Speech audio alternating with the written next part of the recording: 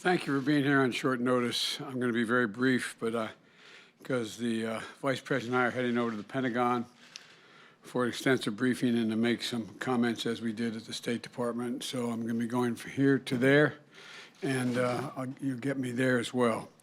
I want to say good afternoon, everyone. I want to give you an update on the latest regarding our response to the military coup in Burma.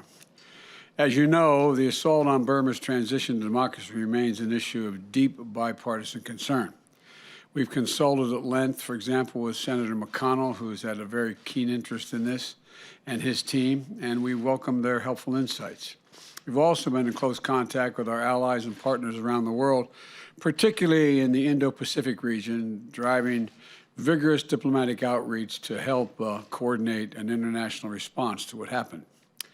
The strong and unified message emerging from the United States has been essential, in our view, to encouraging other countries to join us in pressing for immediate return to democracy.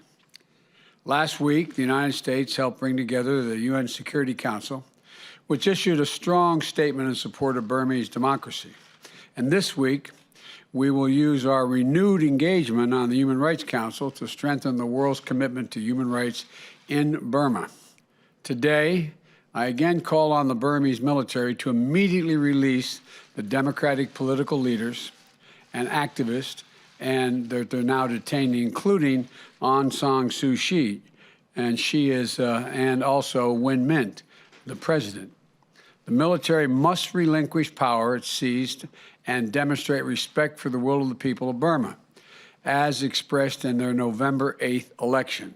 So today, I'm announcing a series of actions that we're taking to begin imposing consequences on the leaders of the coup. The U.S. government is taking steps to prevent the generals from improperly having access to the $1 billion in Burmese government funds held in the United States. And today, I've approved a new executive order, excuse me, a new executive order enabling us to immediately sanction the military leaders who directed the coup, their business interests, as well as close family members.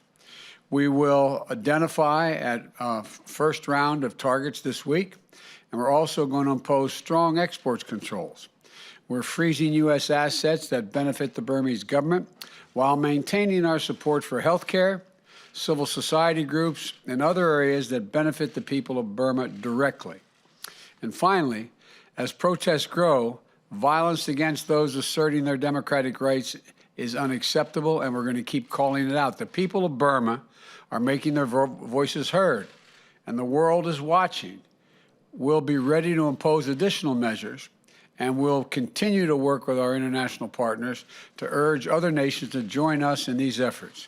So I thank you all. I wanted to have that statement before I got in the vehicle to go out to the Pentagon, and I'm sure I'll see some of you at the Pentagon. Thanks for coming over in such short notice. Thank you.